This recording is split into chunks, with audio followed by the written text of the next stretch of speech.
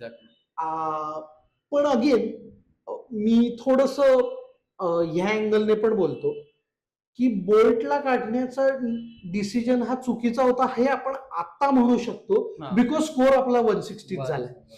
जर तोच स्कोर कदाचित अजून एक 20-25 रन जास्त झाले असते आणि 180-185 प्लस वगैरे जर स्कोर झाला असता तर काय माहिती Maybe कदाचित फरक त्याच नसता वेळेला पडला. कॉर्बिन बॉश ते काम करून गेला असता आणि बरोबर. आपल्याला वाटलंच नसतं की बोल्टची गरज होती. बरोबर. पण म्हणजे खूप क्रिटिसाइज करण्यात अर्थ नाही, कारण एका अर्थाने पिच पण स्लो झालं नंतर आणि त्याचे स्लोअर बॉल्स मारायला अजून त्रास झाला असता, पण त्याला किती आय थिंक त्याला पूर्ण ओव्हर पण दिलेलं नाहीये, कारण त्यांनी मार खाल्ला बऱ्यापैकी.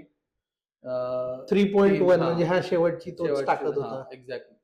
सो पण त्यांनी एकट्यानेच माती खाल्ली असं म्हणता येणार आहे. बुमरा सोडला तर सगळ्यांनीच माती खाल्ली आहे. हा म्हणजे त्याने 275 च्या स्ट्राईक रेटने मारलाय आणि त्याला पण 275 च्या स्ट्राईक रेटने मारलाय. म्हणजे एकूण एक ते साधारण